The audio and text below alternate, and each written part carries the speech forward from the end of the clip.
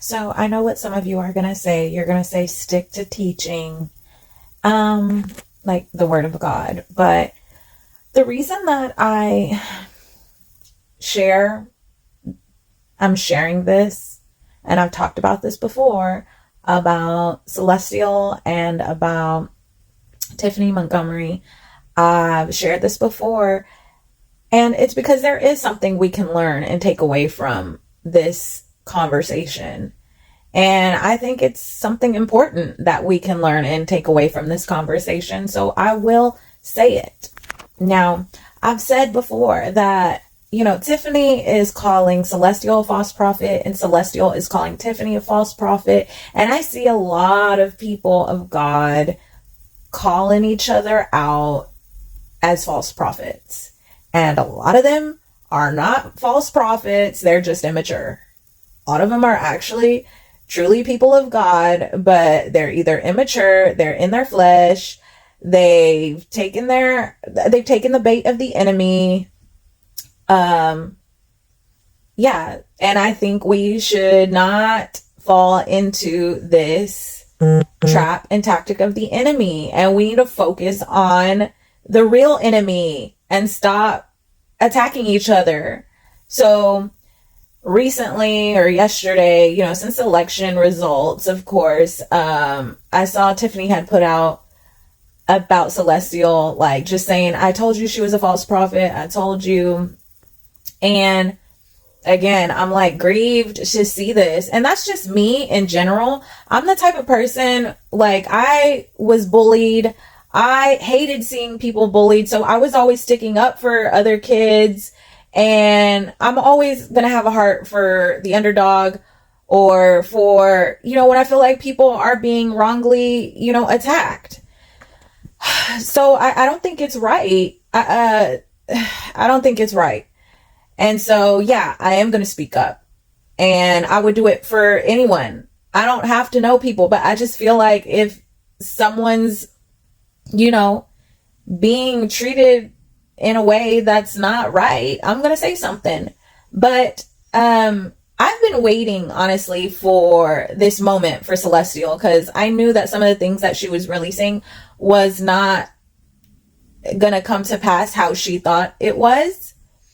And as I've said in the past, I believe she is a woman of God, but I believe there is some lack of understanding proper times and seasons.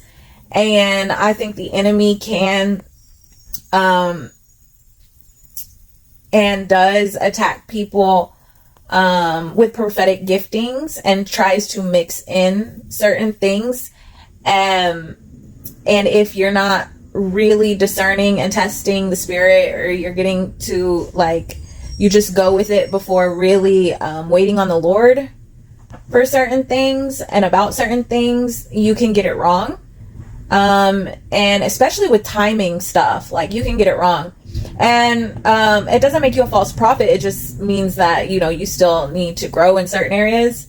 And but I knew, and we just have to be careful how we call people false prophets, because a lot of people were calling people false prophets. And I know I was being attacked for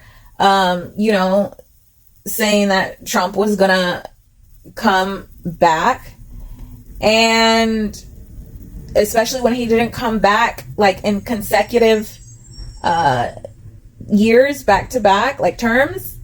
A lot of people attacked actual true prophets of God, only to realize now that he did get a second term. So they were not lying on God.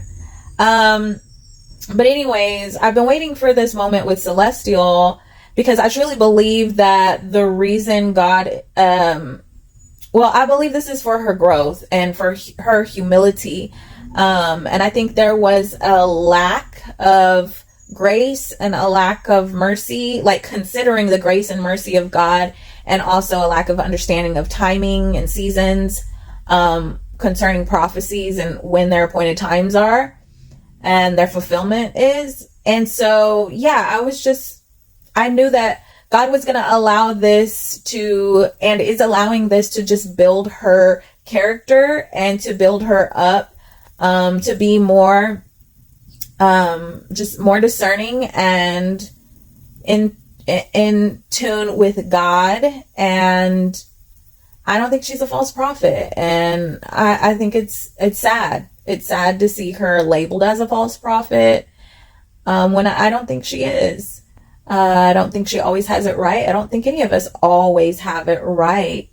And that's why I try to be very humble and meek about what I say. There's some things that I can like say boldly because I know that I know that I know, but there's other things that I'm not really 100% sure. Maybe I'm not sure on the timing. Maybe I'm not sure on certain details. Maybe I'm not 100% sure and I'm still watching and waiting. And so I think that's where maturity comes in, to know, how to say things and when to say things and when to wait, or when to just refrain, or when to consider other things. I think it's important for us. And what helps me is also considering other prophetic words and bringing the collective together to have a bigger picture. And so when we think that we are just the one and like